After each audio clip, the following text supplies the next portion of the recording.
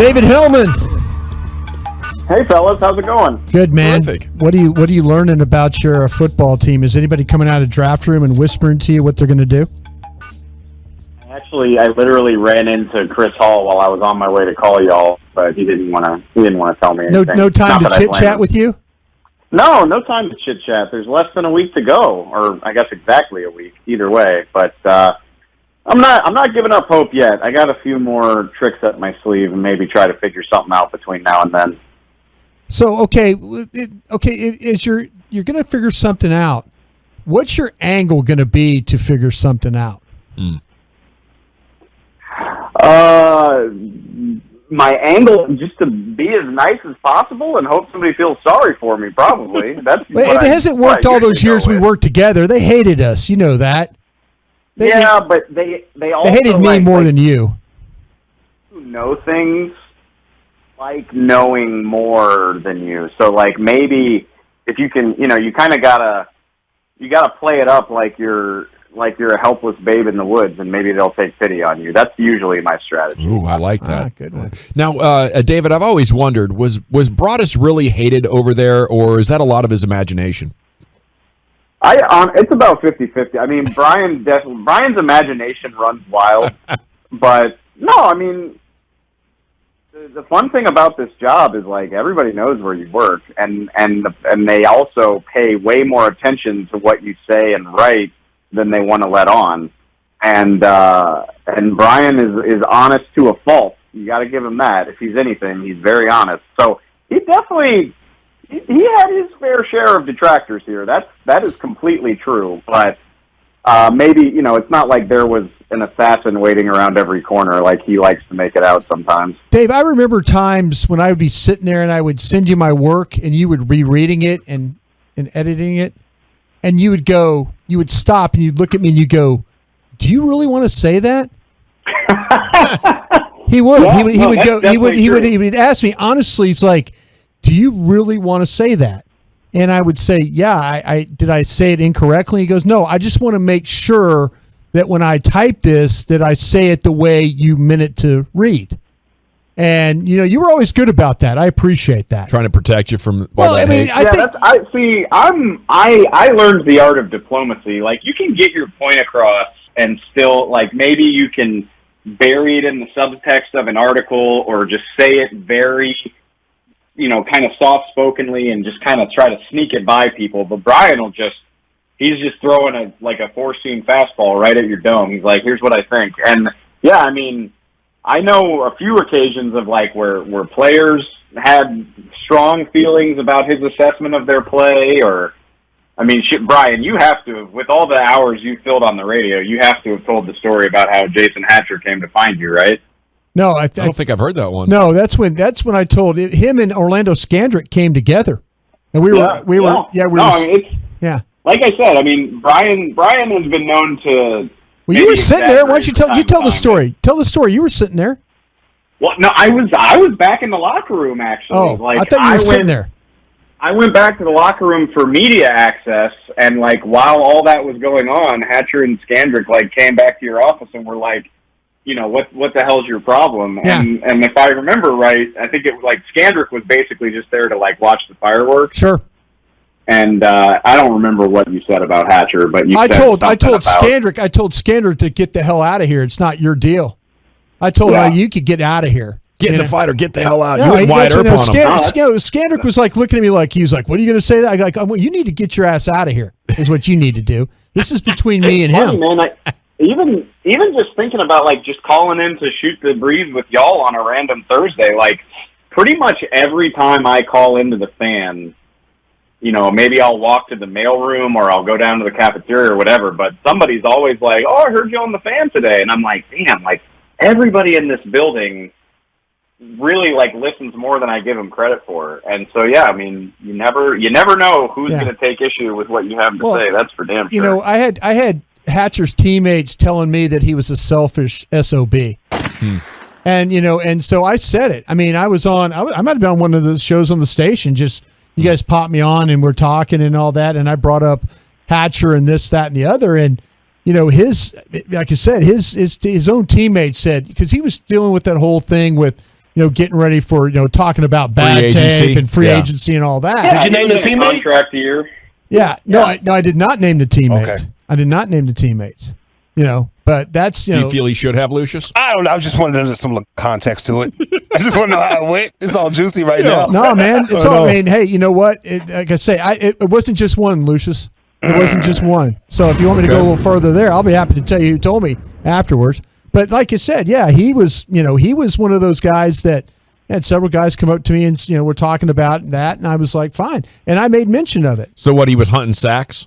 Yeah, he was just, he was not interested in putting bad tape out there. Oh, he's not playing hurt. Yeah, he's not going to do things. He's going to do what's right for him. Okay. And so he confronted me about it, and I said, maybe you need to take it up with your teammates, not with me. So was he in his uniform? No, it's after practice. Yeah, he comes up there, T-shirt and shorts and stuff like that.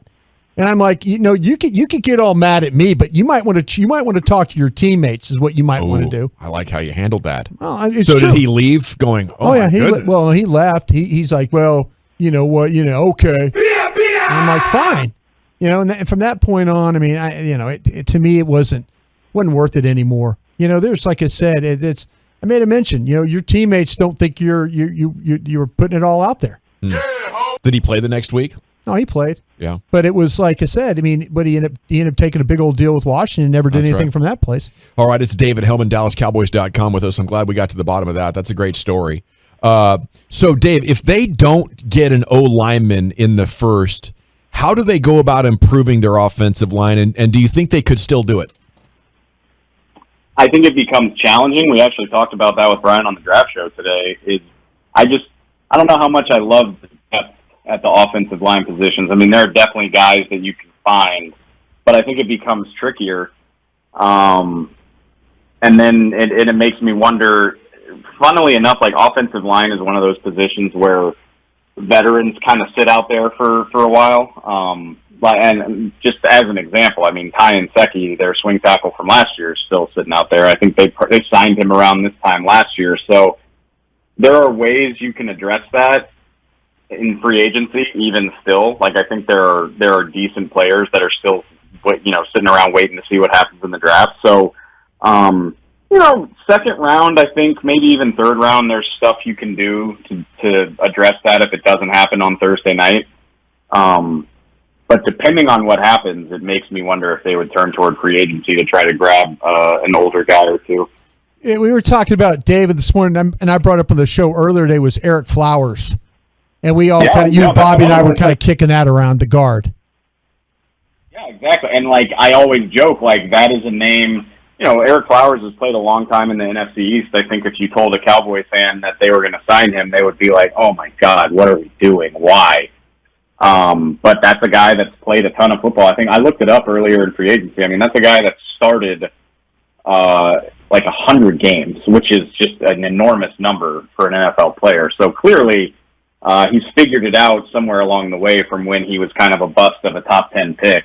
So yeah, I mean, nobody's going to sign him right now. Everybody's focused on their draft board, and to quote Jerry Jones, everybody's kind of dreaming of sugar plums right now. You think you're going to absolutely have the best draft in the league, just like everybody does every year, but it's not going to work out that way for somebody. So maybe when all the dust is settled, if you don't feel good about your guard situation, you could go get a guy like that. Dave, is there anything that would take you off getting a guard?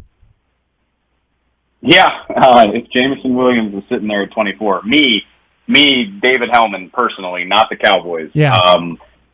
I mean, you saw what Tyreek Hill just fetched in the trade market, and you've seen what Tyreek Hill has done for the Chiefs over the last 5-6 years. I think Jameson Williams has that type of speed and that type of game-breaking ability that you have to honor.